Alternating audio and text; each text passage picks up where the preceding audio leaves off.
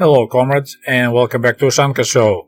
Здравствуйте, дорогие товарищи. В эфире программа Ushanka Show. Today's video is part 5 of my review on the book Black on Red, My 44 Years Inside of the Soviet Union by Black American engineer Robert Robertson. But before we begin, let's do a quick review of what happened to Robert Robertson in the 13 years since he arrived to the Soviet Union. So he came in 1930, an American engineer, making double the money that he used to make in Detroit working for Ford. So doing great there. He was able to live a good life. No racism. He could work as an engineer, which was impossible for him to do back in the USA. And he was able to support his mother back in New York City. He was sending her every month $150. So everything was doing great. But soon after arrival to the Soviet Union, he had to make a hard choice. Should I stay or should I go now style. So the United States wasn't happy that he became a celebrity in the Soviet Union and being used for the Soviet propaganda. So he got an ultimatum, or come back to the United States or we'll revoke your citizenship.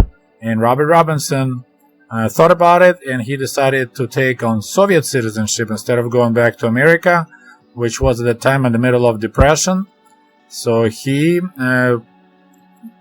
canceled his American citizenship, I don't know how to say it correctly, and became a Soviet citizen. He probably one of the first black American Soviet citizens in the history. Of course, it's hard to tell how would Robert Robertson's life would go if he would return to the United States. He probably would get drafted to the military forces after the United States began its war against Japan and later against Germany. He didn't get drafted to the Red Army, but he was starving. He was really sick every winter, so he was not doing that great until September of 1943. And today is a quite an interesting story that I want to share with you from this book. He wrote, "One day in September 1943, someone brought the news that packages had come from the United States were in the factory store.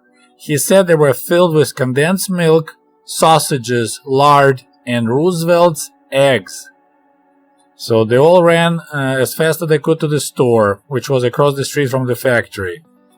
And they said it won't be for sale after. So he said, all day I worked and kept my eyes glued to the clock, wondering what in the world was meant by Roosevelt's eggs. As you may guess, Robert is talking here about Lend-Lease products that came from the United States. And I was kind of caught by surprise because I didn't think that civilian population was supplied from the Lend-Lease products, but apparently they also got some of it too. I know it's always stories about Spam, the canned meats that Soviet soldiers ate during the war, but I didn't know that civilian population got stuff also. After work, I headed for the store along with other workers from my shop. There was a large crowd and 3 policemen with militia there to keep the order. All one had to do was enter the store, show the policeman an ID, of course, then go to the cashier and pay 8 rubles and 50 kopecks. So I found it interesting. Lend-Lease products, the Soviet government was getting from the United States. They were actually selling them to the population. Next, one went to counter and was handed items already wrapped in a package. While I was in the store, I heard several people asking what was meant by Roosevelt's eggs. And the lady who was dispensing the packages replied, "Comrade, in every package there is a written instructions what it means and how to prepare it. When you get home, everything will become clear to you." Okay, so Robert will explain later this whole humor of this situation, but I want to jump ahead, and it would be way funnier if I could tell this story in Russian to Russians, because while in English you say for the male testicles you say balls, in Russian we say eggs, яйца. So there's this Roosevelt's eggs, it actually sounds like Roosevelt balls, and that's why a lot of people were confused why there is a product in this package that's called Roosevelt's balls, and that's why they all keep on asking the same question. Okay, now back to Robert's story. When I got home and opened the package, I found condensed milk a small bag of powdered eggs. So this is your Roosevelt's eggs, Roosevelt's balls, and 5 long thin sausages. Directions for preparing the powdered eggs were written in Russian. When cooked, they looked like normal scrambled eggs. The next day, those people who had been fortunate enough to obtain a package were all talking about the eggs. The reason everyone was talking about Roosevelt's eggs, Roosevelt's balls, was because the Soviet people had developed a warm feeling in their hearts for the American president, and they had a sense that he was personally concerned for their welfare. So now it's his turn to explain. However, the eggs carried with them a uniquely Russian joke. In Russian language, the word for eggs and for testicles is the same, pronounced яйца. The Russians enjoyed pretending that the powdered eggs had been ground up from Roosevelt's testicles. They delighted in saying, "Hey Misha, you know what? The devil take it, I had just a nice dinner from Roosevelt's яйца with black bread." So yeah, that's one of those cases when it's impossible to really enjoy this humor if you trying to tell it on different language. Because can you imagine if Roosevelt will get a report, "Mr. President, just want to tell you that Soviet people love your balls. They're very delicious." Okay, back to Robert. Food was not the only thing America sent to the Russians. There were rumors, not the goods, but rumors, in the factory that large amounts of clothing, especially shoes, coats, and ladies' garments, were arriving regularly.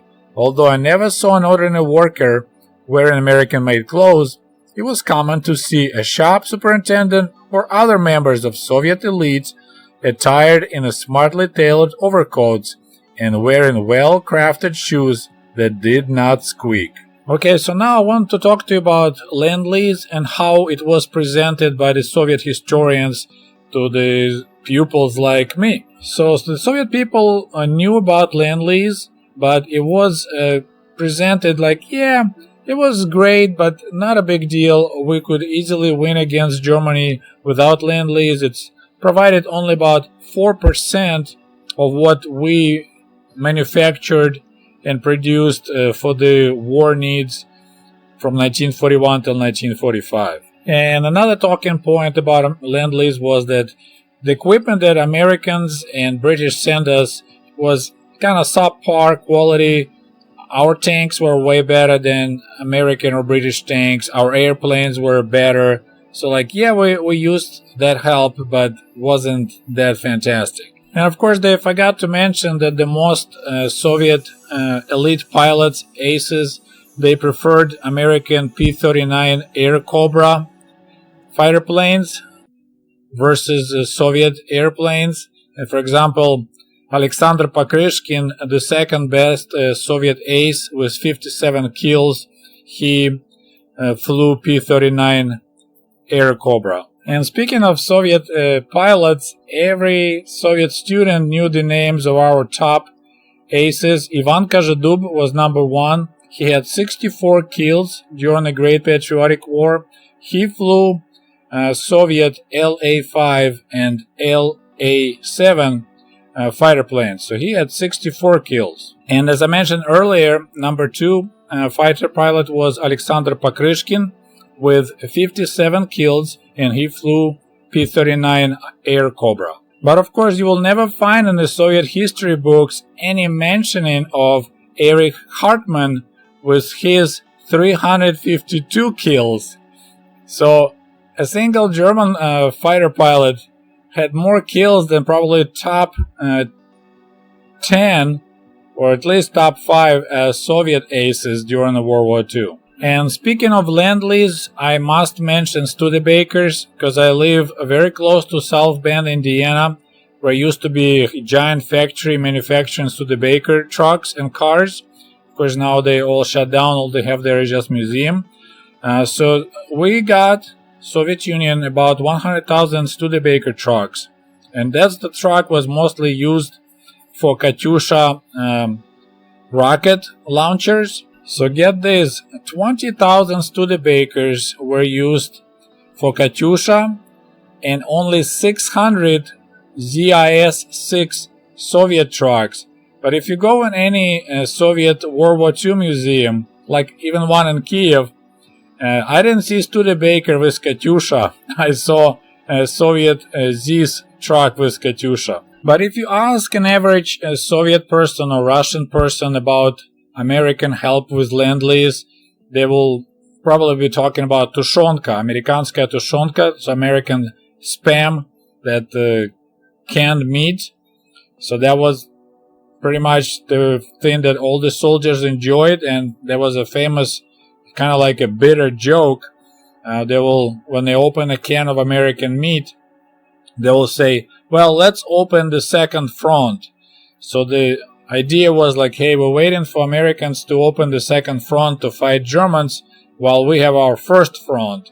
Although in reality, first front was Britain fighting Germans, and then when Hitler attacked Soviet Union on June 22nd, 1941, that was the second front.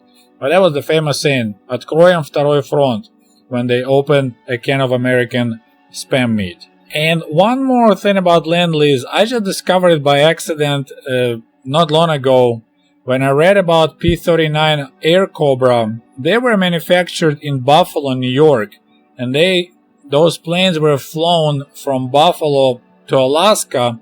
So the first leg of that flight was from Buffalo, New York to South Bend, Indiana, to our local regional airport, and that's where they refueled and flew to Washington State, I believe.